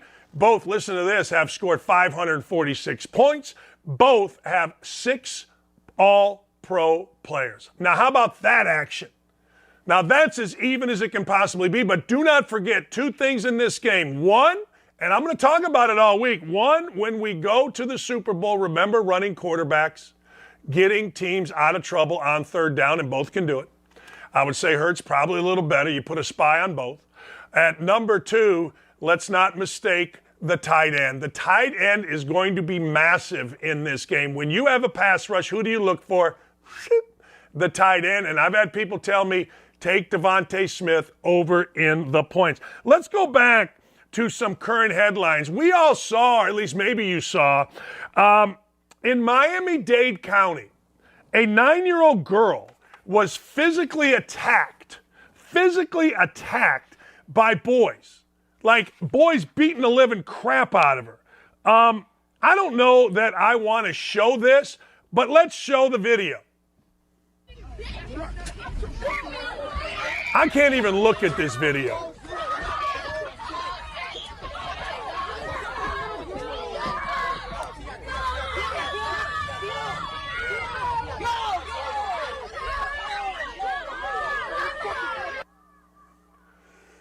I don't like it. Well, now parents are starting to ask questions. Parents are starting to say, how did this happen? I saw one idiot online say, well, you know, the girl hit him first. I'm like, are you out of your freaking mind? Are you insane? I mean, what's wrong with you for even thinking about that? Like, are you just nuts? I mean, the pummeling, that kid should be in jail. That kid should be in jail for a long, long time, and other kids should be as well. Where are the fathers? Where are the mothers? I'm going to say this until I can't say it anymore. I'm so tired of us allowing crap like this to go on. Where's the bus driver? Where's anybody that has any sense as any kid that is sitting there? Like, one kid at least is trying. Look at this punk knocking this girl. Look at this chicken blank kid going at it. This kid should be arrested. This kid should be thrown in jail for as long as it takes to get him to figure out that that isn't socially acceptable. And anybody that defends this is a complete and total dummy. I was going to swear, but dummy fits it just enough. Now, look, all right, let's move along because that's just gross. That's just absolutely gross. I cannot believe this next story is true. I cannot believe this is true. All right? There's a guy named Jaden Rashada. Jaden Rashada was supposed to get $13 million to go play football at Florida. Listen to this. I want you to listen to this before we say football is in a great spot. Jaden Rashada signed an NIL agreement, called for a $500,000 upfront payment. After that, his payments would increase, listen to this, from $250,000 a month as a freshman to $291,666.66 as a sophomore to $375,000 a month as a junior, rounded out with $195,833 monthly payments as a senior, as long as he did this. He had to live in Gainesville. He had to have a branded post on Instagram and Twitter, 8 fan engagement events per year, go sign autographs. Those would include social media engagement, video conferences, none would be 2 hours, and autograph up to 15 pieces of equipment a day. All right. There you go. Now, this ain't the player. The player isn't driving this. The player actually, according to all reports, was like, wow, you're going to do this? Hell yeah. Absolutely. What are you doing? I'm in. Can you imagine? I just want you to think back for just a second. The YouTube chat is pumping, man. All right? Let me tell you something. Can you imagine being in college and getting $250,000 a month? There it is. Can you imagine that? Like, I don't know about you, but I would have a freaking blast. I would have a monumental, don't get me started, incredible, ridiculous blast. It would be one of those deals where you couldn't stop me from having a blast. Coach, what? All right. Now, I would do everything in my power to keep this. I think it would be important for me to keep this. I think it would be important for me to not screw this up. But I would be in college, and I would do something stupid. I can guarantee you. How could you not? I did something stupid when I wasn't making any money. I did stupid things, as did you, when the money wasn't that big. But I got to tell you, it'd be fun. All right, let's show the greatest moment in studio history where Shaq gets knocked into the tree by Kenny Smith.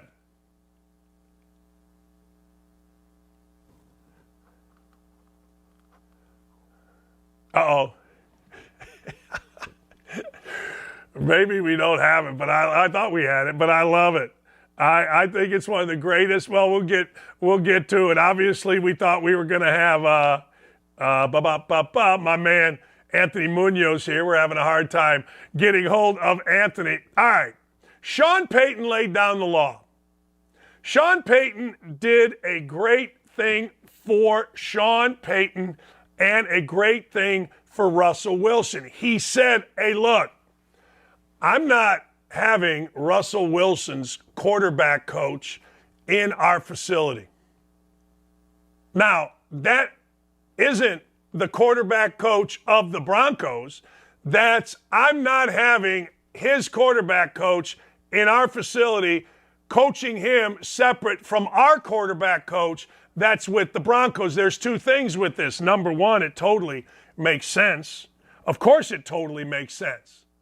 I mean, if you're hiring a quarterback coach and you're hiring a coach that has coached quarterbacks, I don't need another guy gumming up the works. I don't. Okay, that's number one. Number two, actually there's three things. Number two, it brings Russell Wilson back down. It brings Russell Wilson to a point where he's now closer to his teammates. It eliminates the special. Now, maybe a quarterback should be special. I don't know. But it also establishes Sean Payton as the leader. I want you to think about this. You're working for a company. You got a boss. Your boss is all over it, right? But Jimmy Jones over here has his own boss. He works with you. He's part of your deal, but he has his own guy. It just doesn't work. And it certainly doesn't work with teams. Not even a little bit. Not even sort of. So the truth of the matter is, good. You only have a chance to make a first impression how many times, ladies and gentlemen? You know the answer to that. One time. That's it. You only get a chance to toughen your team up right from the start. You don't toughen you don't come in soft and then try to toughen up. It doesn't work.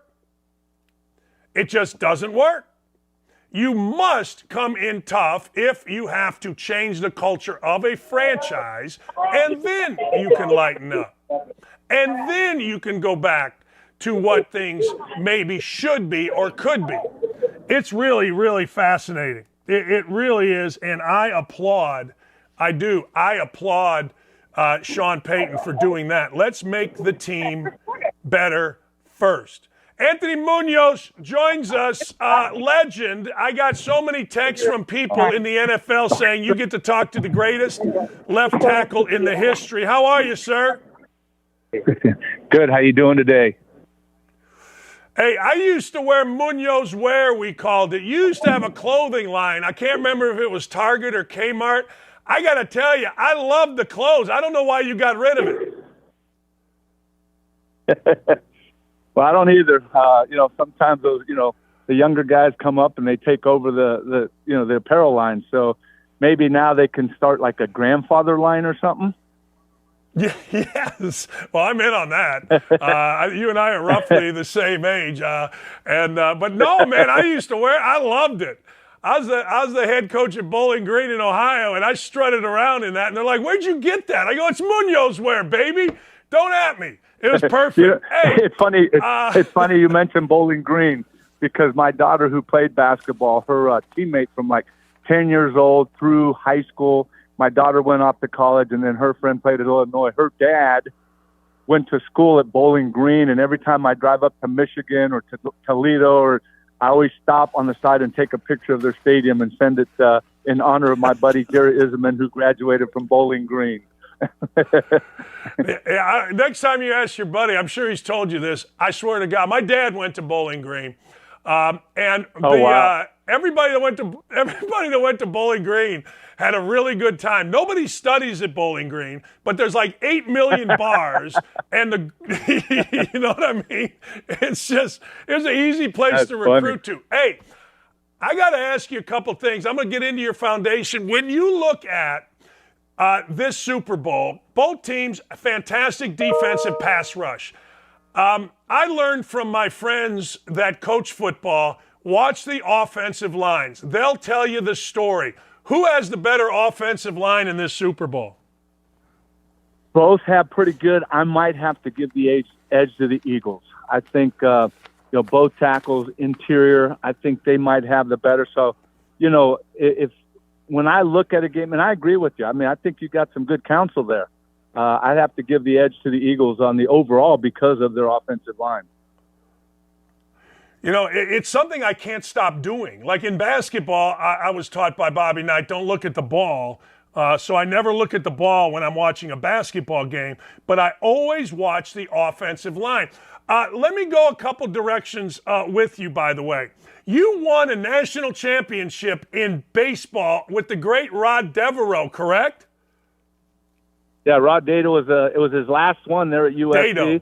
That was one of the agreements that when I was being recruited, I always wanted to go to USC, and they said you could play baseball. That wasn't just a recruiting tool or pitch. It was true because they had a track record of letting guys do that. So because of injuries, it was limited, but I played 1 year of baseball, and it worked out. 1 year, we went to Omaha, won the World Series. What a great experience. Coach Dado was the best. I mean, amazing. You were also called the Eraser. I got a good friend of mine, who's a GM in the NFL, said the man was called the Eraser for a reason because basically whoever the pass rusher that lined up against Anthony Muñoz was erased.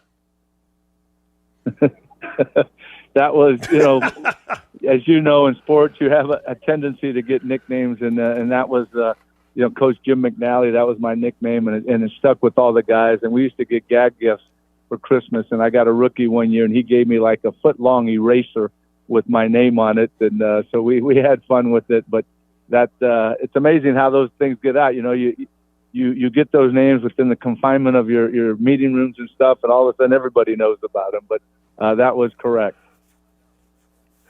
Difference in offensive line play now and defensive line play now than when you played? Well, I think, you look at the defensive line, of course, the speed is different, but, there's so much more emphasis on the hands, and, really it's all about the hands with those guys most of the time, really trying to ward off the hands and play with the hands. Offensive line, it's you got bigger guys. It's, the hands are still, but it's more of a just extending, there's not as much punching as there used to be. But I'd say for the most part, overall, very similar. How important was the head slap to a defensive lineman? I don't know. That was outlawed. Deacon Jones made that famous. I'm glad it was outlawed and illegal. But anytime, you accidentally maybe got your hands up there if you weren't called, it took a toll, and it would stun somebody. But, yeah, I'm glad that was no longer part of the game when I was playing. Hey, Anthony, let me go this route with you. You're doing a lot of great work in the greater Cincinnati area. Walk me through your foundation if you don't mind. Not at all, Dan. So this is our 22nd year. My mission statement is to engage the tri-state area, which means the Cincinnati, Northern Kentucky, Southeast Indiana, to to impact young people mentally, physically, and spiritually. We have 8 programs, everything from mentoring of young elementary kids to overnight character camps where we teach them a little football, but we also teach them character, team building. And then we have a youth leadership seminar where we bring in 70 to 85 high schools, a full day of motivational leadership speakers, breakout sessions to take them through discussions of tough things. And then we have 2 types of scholarships, a smaller $2,000 to $5,000 one-time scholarship we call our straight A. It's for academics, athletics, attitude, achievement. But a big criteria is overcoming adversity. And then we have our scholarship fund, which is a $20,000 scholarship for seniors going on to college. So, the 8 programs, and this is our 22nd year, probably raised close to $20 million. And we get a chance to work with a lot of young people in the great community there in Cincinnati. And we're going strong. The last 2.5, 3 years have been probably the strongest of the 22 years. So we're very thankful for our partners, being able to retain corporate partners, bring in new corporate partners that believe in what we're doing. Got a great staff. I got a great board and some great volunteers. So we've assembled a pretty good team, Dan, and speaking sports analogies of, putting a team together and have an impact in that area. Hey, Anthony, when you talk about overcoming adversity in your program, what are some of the things, a couple things that you guys emphasize? Because I think overcoming adversity is a real problem. I think adversity, for whatever the reason, crushes souls a lot. And we don't overcome it as easy, particularly our young people. Couple things that you point to. Well, it's interesting because the thing that I love with the foundation is, even though I'm so much older, I might be grandfather age to a lot of these high school and junior high and elementary, is that, we all had adversity. I tell these young people that I've not met a successful person that hasn't gone through adversity. You can't get stuck. You got to use it to build who you are. And, I just share my situation, growing up single parent, not having a whole lot, never knew my dad. He was in and out of prison. And then, things were well in high school, but then I go to college and, we all get knocked down. If it's athletics and life, it's how you get back up. And, I share with them, I went through 3 knee operations in 4 years, played 1 healthy season. It might be losing a parent to an overdose. That's an adversity. Or, you losing a dad to an overdose, or having a dad incarcerated. But we can't let those things keep us down. We can't let those things dictate who we become. We need to have those things be building blocks in our lives and really develop our character and integrity and who we are as a person. So, because I have so much of that in my background, it gives me an in with these young people. And, being a former NFL football player and a Pro Football Hall of Famer, they have a tendency to listen a little bit. And that's why I love utilizing the platform, because we can now, put a team together and impact these kids and let them see that, hey, you can be successful, but it's not going to be, an easy road a lot of times, that you do have to overcome adversity. It's just about getting it done.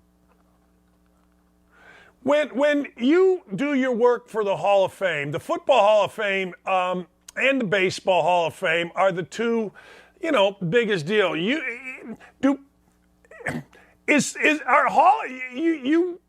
partner with different people that are involved in it, and I'm talking about corporations, that type of things. People go to the Hall of Fame, they love it, they see it, they show up for events. But there's a lot of work, correct me if I'm wrong, that goes into sustaining the Football Hall of Fame, making them what people want to, making them destination-type sites. There really is. And, the fun thing for me, I've been in the Pro Football Hall of Fame it'll be 25 years this year. And I can say now that not only am I a member of the Pro Football Hall of Fame, but this last summer I was hired as a Chief Football Relationship Officer for the Pro Football Hall of Fame, a new position that was created to work alongside the new president, Jim Porter, and gives me an opportunity to be out there with corporate partners and be out there with the media and really share the great things that we can do at the Hall, the community outreaches that we have. We got a great mental health program coming up that we'll hear more about here coming up, that the Hall of Fame is involved with different groups. But yeah, it does take a lot of work, and it takes a lot of partners. It takes not only the staff, but the board, and we as Hall of Famers love being a part of it. So, for me now to represent my fellow Hall of Famers, the staff, the board, and the city of Canton, I'm thrilled, because I've been doing that for 24, 25 years now. But you don't just sit there and say, okay, we got a Hall of Fame now.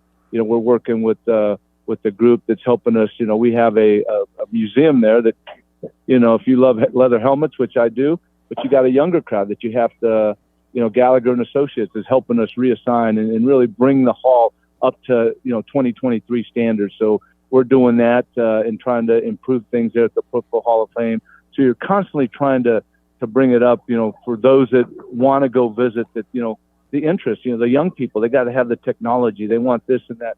So, you got to tap into that. And with Gallagher and Associates, that's one of the long-range goals we're doing at the hall, is really to bringing it up to today's standards. So, it's hard work, but it's got to be done. Who wins the football game? You know what? I don't know if my heart or my mind's talking, but I think a lot of times there's teams that are destined, and I think the Eagles, with what they've been doing and who they have, I think it's going to be an excellent football game. I'm going to give the edge to the Eagles, give them the win here come Sunday. Hey, Anthony, appreciate it, man. It's a thrill to talk to you. And remember, if you ever stop in Bowling Green, Trotters right on Main Street has a great steak. Great steak at Trotters. Okay, I'll remember that. All right, man. Great being with you. You have a great day. Thank you. All righty. Bye-bye. All right. Bye-bye. That's Anthony Muñoz. I'm telling you, Bowling Green Trotters, man, it's a great steak. It's a little brown jug, they call it. It's unbelievable. It is. I got my top 5 comedians when we come back. And this is difficult for me because I love comedians. I'm a big comedian fan.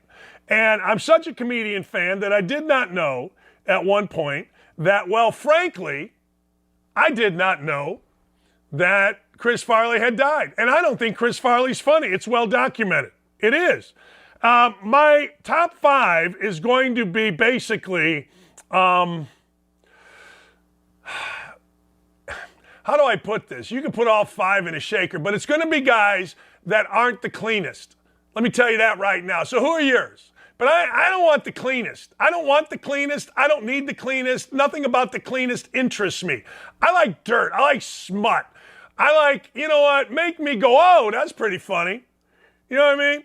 So and actually one guy, I don't even know if he's a comedian, but I know that on Instagram, I absolutely love the guy. I think he is the one guy that I go to Instagram occasionally to see if he has put up any more freaking, and yes, I said freaking, videos, because it's the funniest stuff in the absolute world, ladies and gentlemen. Indiana, my people, here's the deal. You wanted me to talk about it? I'll give you 2 minutes on it. I'm wearing my IU stuff. I got my old Oakland hat. Here is the deal. You had a monster win, huge win. So did Rutgers. Look, Rutgers had an unbelievable crowd in the Garden on Saturday and out-toughed Michigan State. I watched every minute of it. They literally out-toughed Michigan State. They told Michigan State, yep, nope, really nope. Yeah, you can play. Nope, you ain't extending it. And nope. Here we go. Indiana kind of did it the opposite. Indiana did it this way. Indiana said, no chance. Indiana said, absolutely no shot. And then Indiana said, well, we'll let you come back. And then Indiana said, well, we're really going to give you a chance to win. And we'll see. But I think Indiana bounces back. It's a revenge game. My friend Todd Frazier, T-Phrase, he always is talking smack. He says Jersey is just tougher than Indiana, and that's certainly not true. I mean, if you ever run into a farmer, they'll kick the living crap out of some little Jersey boy or some little Snooky or all whatever those people are called. The heroes of Jersey Shore. Long story short, the deal is very simple. Very simple. Indiana's going to win tonight. It's going to be a close game. And the only reason Indiana's going to win tonight is because someone's going to go stupid hitting threes. Now, it's probably Drew Schifino or whatever, Jalen Hood Schifino, but somebody's going to go stupid because it's Assembly Hall and somebody goes stupid. All right, my 5 top comedians. I'm going to show you the Shack, and we got Wokadope. We'll be right back. I witnessed, Dennis Price and C-Spray and all these people just do such amazing things. And we continue to get asked about Afghanistan and what we didn't do in Ukraine. Like, why would you, beyond Aziz, it's no brainer why I would go help Aziz. Why would we continue to help these people? And, I think the easy answer is the right thing to do. When the governments of the world completely failed, including our own. It was very discouraging. But what brought me hope was to see that when the governments of the world failed, good people stood up and did what the governments wouldn't do and couldn't probably do, and did the right thing. And that was really encouraging for me, because I think all of us kind of struggle with hope in our country right now because of the political divide and things that we don't agree with. But it was really hopeful to see that when the governments don't do the right thing, people do. And one of the things myself and C-Spray were asking in this interview is, why would you do it? And of course we said, because it's the right thing to do. But C-Spray was asked a question that I think is important and we can all learn from. He was asked, was it worth it? Was it worth it? And he said, it doesn't have to be. It doesn't have to be worth it to do the right thing. And whether it's something like this or in your personal lives, like, I think we all have the ability to do the right thing in our own little spheres of our life. And we always try to balance the ROI. Like, what are we going to get out of it? What's the return on investment? But it doesn't always have to be worth it to do the right thing. And in this case, I don't know if it was worth it or not. I thought it was worth it to Aziz and his family and the 17,000 Afghans. And I believe that burden God put in our heart. I think it was worth it to God for us to be obedient and go do that call. But I think the world can learn something from this, that there is hope, that there's good people around who will stand up and do the right things. People that supported us were not people that I typically agree with. There's a lot of people that follow me on Instagram that hate me and bash me for my conservative views and stuff like that. But they were writing me like, hey, I don't like you, but what you're doing is awesome. And where can I support? Where can I give money?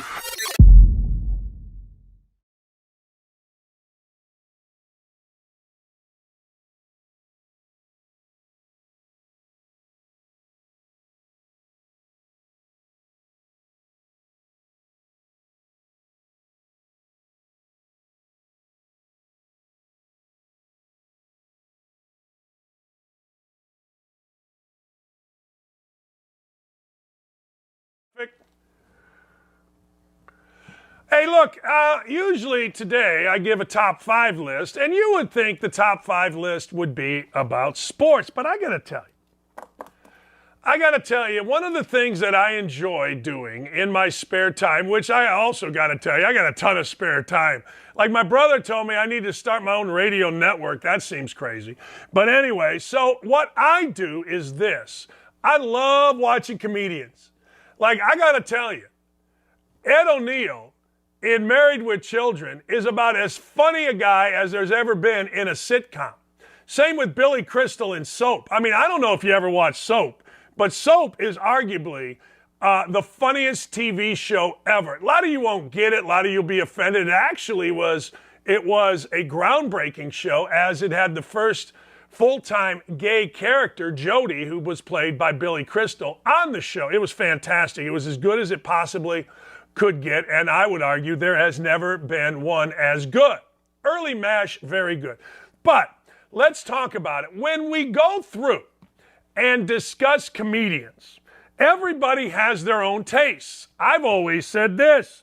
My taste is complete raunch. I like funny. I like gallows humor, I guess you call it. I don't even know what the hell that means. I like sex stuff. I just do. It makes me laugh. Look, I listened to Bill Cosby records when I was a kid. I listened to George Carlin albums, and they were funny. George Carlin was particularly funny. I went and saw Bill Cosby at the auditorium during homecoming in Indiana. I saw it all. I did. I got all of it. But the truth of the matter is, I like me some raunch. Number 5, and he should be number 1. He was always number 1, but now he's number 5, is Eddie Murphy. Eddie Murphy's Raw is arguably the funniest stand-up in the history of old school stand-up. Like, I listened and I took a couple notes from what people said. Who is the best all time? And a lot of people think George Carlin. Love George Carlin. A lot of people think Richard Pryor. I would put Richard Pryor on mine, except for this exercise, I'm going with living. All right? I am going with being alive. You must be alive. Now, I know a lot of you like Chris Farley. I thought he was an overstuffed fat guy jumping around. I didn't think he was funny. But he's dead, so he wouldn't have made this anyway. Before he got slapped, there is nobody funnier than Chris Rock. Chris Rock, to me, hilarious. if you're going to go and ask me, all right, you got one show to go to before you die. Now, I'm giving you my top 5, and my number 1 is not Chris Rock. But if somebody said to me, what would be your, I don't know, bucket list, historical, kind of, it would be Chris Rock. Chris Rock is one of those guys that could say any sentence you want and make it fun. I laugh just hearing Chris Rock. I don't know why Chris Rock isn't a bigger movie star. I thought he was terrific when he ran for president in whatever that movie was called. Chris Rock should be bigger. I understand he hosted the Academy Awards, and in the world of the Academy Awards, that's as big as it gets. Okay, fine. All right. If that's what you're going to tell me, then that's what you're going to tell me. But I got to tell you, he should be a movie star. He's terrific. All right, number 3 on my list, and I'm curious, Gary and Aaron, if you guys even know who this is. Bob Menery. Bob Menery, I don't know what Bob Menery does. I don't know if he's a stand-up guy. I don't know if Bob Menery is a podcaster. I don't know. But you know what I do know? On this phone, I have Instagram. I'll show you. I'm cool. I got Instagram. I got Cameo. I got my bank. I got DraftKings. I got my DoorDash. I got Instagram. Why do I have Instagram? Well, I guess I have Instagram so that I could post Instagram. I'm not great at it. I don't, fine. But I got to tell you. Go to Instagram and look up Bob Menery videos. They are legitimately the funniest things ever. He is an announcer, and he's got a great announcer's voice. So he takes things like, I don't know, a golfer so drunk that he falls down, and he announces it, but he swears and he MFs and he does all the great things. He does. It's fantastic. Menery. I got to get him on the show. Well, Peter, he's a young, hip guy in L.A. I think he's a podcast guy. I think he's very popular in L.A. In fact, here's where you know his voice, Gary. You know his voice from Buffalo Wild Wing commercials. He's the voiceover for BW3, as I call it, commercials. It's a distinctive voice. It's a great announcer's voice. And I'm telling you right now, his videos on Instagram, and maybe, I don't know all the social media places, maybe there's other places, are freaking hilarious. Drop dead hilarious. Dave Chappelle, number 2. Dave Chappelle gets ripped every time he opens his mouth. For whatever the reason, Dave Chappelle is the one African-American entertainer that people feel very comfortable just trying to destroy. He's irreverent about the trans movement. He speaks truths in a funny way. You know, Dave Chappelle actually lives in a small town on a farm in the middle of Ohio somewhere. How about that? Dave Chappelle, whenever he has a special, I watch. Dave Chappelle has been in the past smoking weed on stage. Dave Chappelle will sit there and just talk to you. Dave Chappelle, yes, his what's the right word? His width grew because of the controversies, but I don't really care about that. What I care about is when I watch a comedian, I think they're drop dead funny, and I cannot stop laughing with them. Not at them, but with them. And Dave Chappelle and the way he just simply discusses and his movements, fantastic. Numero 2. Number 1 for me, and I, honest to God, when I was doing this, I thought, who is number 1? Well, it's very easy. I literally can sit here and watch Bill Burr for hours. Bill Burr does a thing that is so funny. It is about how being a housewife and mother is not the toughest job in the world. He goes on about every single easy thing. He talks about abortion. And he compares it to baking a cake and throwing the cake. He is so funny. He is so irreverent. He is so smart. He is so topical that if you get a chance, ever, if I get a chance ever, he's the one comedian the one that I would fly out to see. Like a lot of people, my brother flew to Vegas to play golf, but also to see the Killers in concert.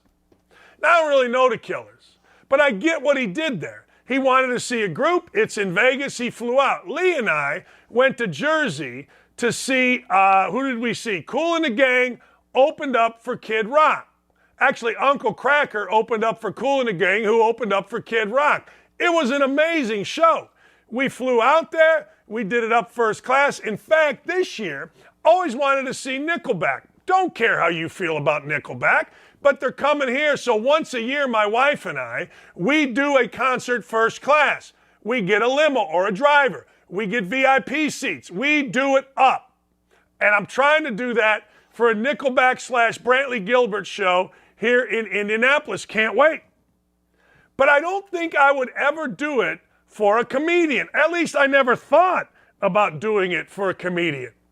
Bill Burr is the one comedian, and I'm not so sure that Dave Chappelle isn't. I'm not sure. Dave Chappelle might be. That if Lee said, hey, Dave Chappelle's playing in Jersey, or Dave Chappelle's playing at the Garden, or Dave Chappelle's playing in Vegas, you want to fly out and see, I got to tell you.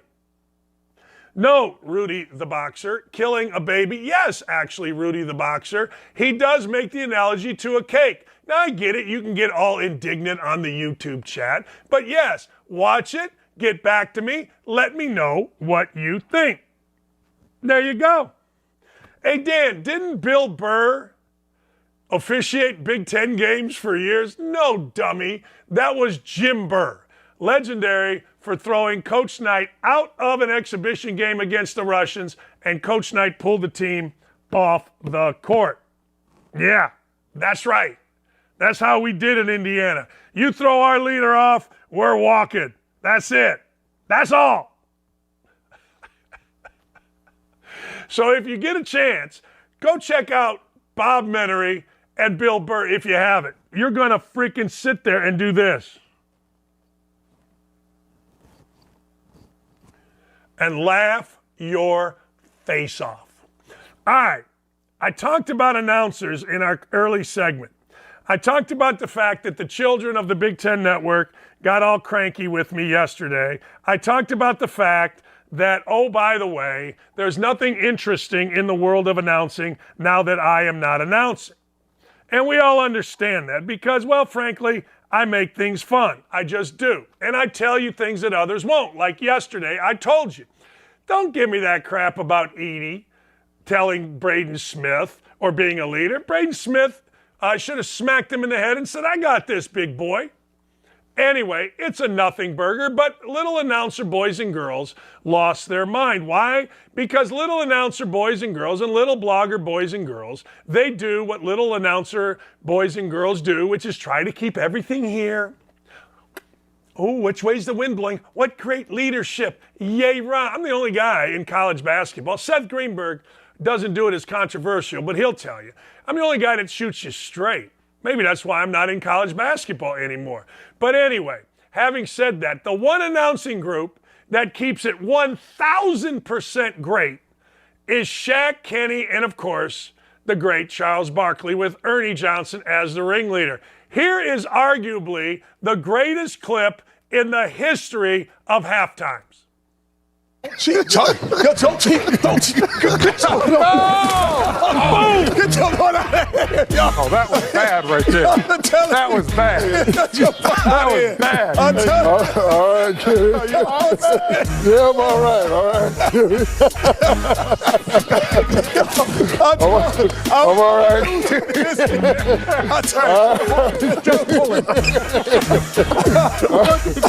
All right, Kitty. This means war, Kitty. This means war, Kitty. I knew that. That's what Shaq and Claus did on the obstacle. That's the greatest clip. Can you imagine the little kids that are whining about this on the Big Ten Network? Rashid or whatever his name is, Davis, and Will Demps or whatever his name. Can you imagine? Oh my God, I'm suing. Oh my God, show that again. This is the way TV should be done, with personality. This is what should happen. You don't see this anywhere. You got self-important dudes that used to play 10 minutes ago sitting behind a desk talking about, and then on ESPN, when a guy, watch this next time. When a guy asks some of the analysts a question, Jimmy Dykes and Sean Farnham, it's like, yeah, you're splitting the atom. No. You should be having a great time.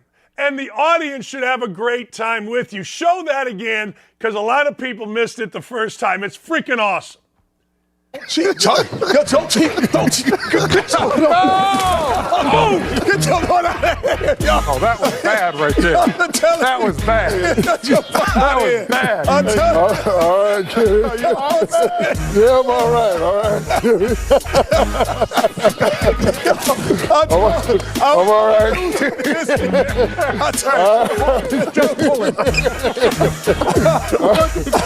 All right, Kitty. This means war, Kitty. This means war, Kitty. I knew that. That's what Shaka Claus thing on the obstacle. See, I try to tell people that those guys are basically my age. I'm a little bit older than Shaq. Kenny, I played against. Charles was my age, and Ernie. You just don't take yourself that seriously. Like, people lose their mind. Can you imagine? Like, could you imagine doing that in an ESPN booth? Oh, my God. Somebody call HR. There's a guy, Myron Metcalf, at ESPN.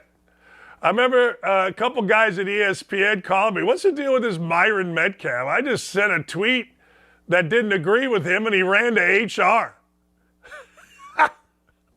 I'm telling you, man. He never did it to me because I've never, ever, not one time, had anybody ever go to HR on me.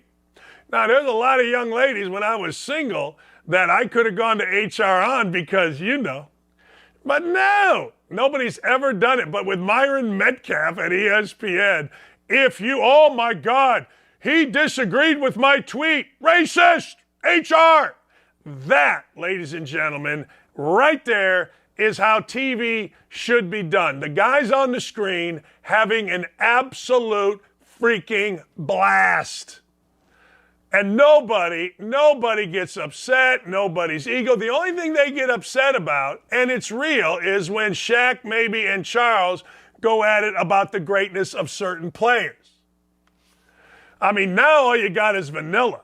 Now you look on sets and, well, I think college basketball needs to pay everybody. Stop it. We need more Charles. We need more Dakich. We need more We definitely need more Dakich on sets. I mean, my God. Me just saying something sends the whole basketball world into a tizzy. Me just saying, if the people here at Fox were brilliant, which they are, I'd be on every set because every time I tell truce, next thing you know, boom, we got, oh my God, 800. What are we at now? What are we at now, fellas? I think we're at 1 million views because I said something that went against the grain that was based on my experiences. I absolutely freaking love it. Let's go. All right. We got woke-a-dope, ladies and gentlemen. We got woke-a-dope, and the woke-a-dope is whom today, fellers? That's exactly right. That's exactly, man, keep that up there. That is so true. We got these idiots on the left, my left, walking around like Satan. Sam Smith or whatever his name is. He's the same guy that walks runways with his bra out, nipples pierced, all this. It's ridiculous. And they're considered normal. They're not normal. They're sick. And I don't care who gets mad at me. I don't. People in this country, we need to get back to families. We need to get back to celebrating families. We need to get back to church on Sundays because, well, frankly, that's what this country is about. Yes, I understand Twitter is not about that. Yes, I understand that ESPN is not about that. Yes, I understand that every commercial you see is not about that. But that doesn't reflect what our country is about. So these idiots on the left are the normal people. Pull this, it plays Jingle Bells. The people on the right, well, of course, they're extremists. No, they're not. No, they're absolutely not. No. One of the great things about this country, though, is you are allowed to be like the idiots on my left, and you are allowed to be like the people on our right. But the thing that I would argue is this. Why do I got to get it shoved down my throat who you're having sex with? Why do we got to do it in front of kids? You know, I say it every day, and I'm sure you all are getting tired of it, but why does this have to be something that goes on in front of children? Why does it have to be taken into school? And what kind of human being, Linda SD on our YouTube chat, what kind of human being wakes up in the morning as an adult male and says, I want to dress in drag and shake my butt and expose myself to little kids at a school? What? That's normal? That's not normal. That's what we're supposed to do? That's not what we're supposed to do. And everybody that disagrees with me doesn't really disagree with me. They just like to get angry. I got Greg on our YouTube chat. Okay, boomer. See, when people call me a boomer, I immediately call them bleeders. I don't know that I can say why on the air right now, but I'm thinking you could probably figure out things that bleed. So at the end of the day, that's what I do. Now, look, I understand that we are influenced by different things, but the one thing that I would argue, and I think you would agree with, why do we let the media have so much influence on us? Why don't we elect good people? Why don't we pay attention to good people?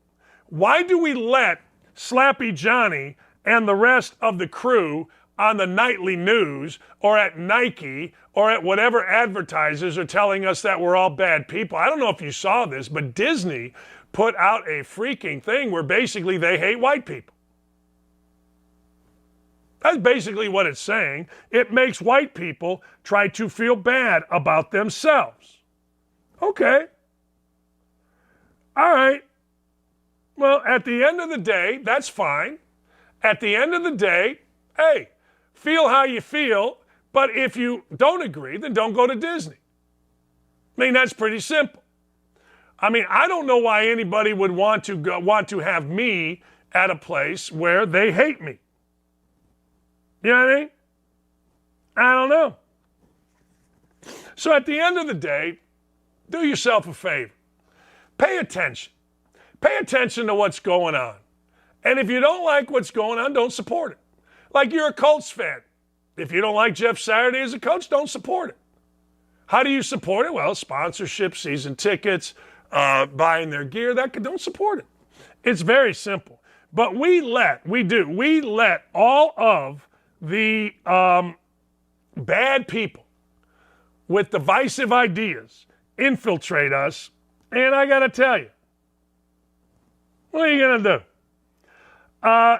We'll be back at it tomorrow. We're back at it every day, but a couple of other things. I'm going to make book on two things. You ready? Aaron Rodgers stays with the Packers. I'm looking at my TV right now. Jimmy Garoppolo is a better option for the Raiders than Aaron Rodgers. Aaron Rodgers ain't going nowhere. Why would Aaron Rodgers go anywhere? Why would he go anywhere? There's nowhere for him to go. Nowhere. Zero. Zip. Nada. Nowhere. He ain't going to the Raiders. Jimmy Garoppolo should go to the Raiders. Jimmy Garoppolo should come to Indy. Jimmy Garoppolo, I would like to have Jimmy Garoppolo on my team. I would love to have Jimmy Garoppolo on my team. It would be fun. You know what I mean? Yeah, it would be fun. I think he's good. I think he can win. I want him to win. I want Jimmy Garoppolo on my team because Jimmy Garoppolo's used to winning. And I got to tell you, the dudes at the Colts we told you this. Matt Ryan was used to losing. Matt Ryan was coming off his worst years. Matt Ryan played awful. Matt Ryan got benched for not one, but two quarterbacks. That's right, two. So there you go. I don't know what to tell you. Joey Burrow, according to people, should wait for his extension. Hey, I don't know what Joe Burrow should do, but I know this. Joe Burrow's going to get paid a lot of money, and if I were the Cincinnati Bengals, I would pay Joe Burrow a lot of money. Are you kidding me? The first thing I would do every day when I woke up was to figure out how to make us better, us being the Bengals, and how to make Joe Burrow happy. You know what I'm saying? That's just the way it is. That's what I'm doing. So at the end of the day, do yourself a favor. Tell your friends about our show. I got L.D. Williams. L.D. Williams from Brooklyn is mad. The kid owned up to his mistake before his teammates took the mic. Both guys were right, both guys, but it wouldn't be Dan Dakich if he wasn't attacking Kiss for no reason, would it? Yeah, okay. Whatever. L.D. Williams is a baller in Brooklyn. L.D. Williams is an idiot. If you don't agree with me, then guess what? You're just an idiot. I don't know what to tell you. Coaching Changes says, I'm always conflicted when Dinosaur Dakich comes with a Jurassic Park era take that I agree with. Yeah, okay. Look, I got to tell you, you can keep listening. You can keep listening to children that are saying, oh my God, I love the leadership. Oh my God, that's what leadership's about. Oh my God. We had a little guy that looks like Rick Moranis, who's the editor of the Indy Star Sports section, post the video of Edie. This is what leadership looks like. Well, what does his leadership look like? His star columnist put out an incredibly sexist tweet about the women's basketball team at Indiana University. And if I were Indiana, I'd seriously consider not letting the Indy Star in my locker rooms based on that creepy tweet. But of course, we haven't seen anything because it's only Tony Dungy, it's only me, it's only us citizens that get attacked by the radical left of the crazy media, the insane people at the left that just lose their minds over everything sane people do. But hey, that's the world we live in. I got a big lunch today, ladies and gentlemen. I'm going to see my guy Reggie Jones at Fat Dan's. I think Fat Dan's is in Broad Ripple. Yeah, it's a good time with Reggie Jones. We talk about life. Get yourself someone you go to lunch with. I've never had lunch before. I've never gone to lunch before. I'm lunching today, and I'm looking forward to it. All right, we got a monster week for you. Thanks to Anthony Muñoz for coming on the show. Thanks to Will Kane. If you missed any part of our show, one of the great things is you can get it where you get all of your podcasts, and of course, the show is playing constantly at OutKick or at Don't At Me. You can't miss it.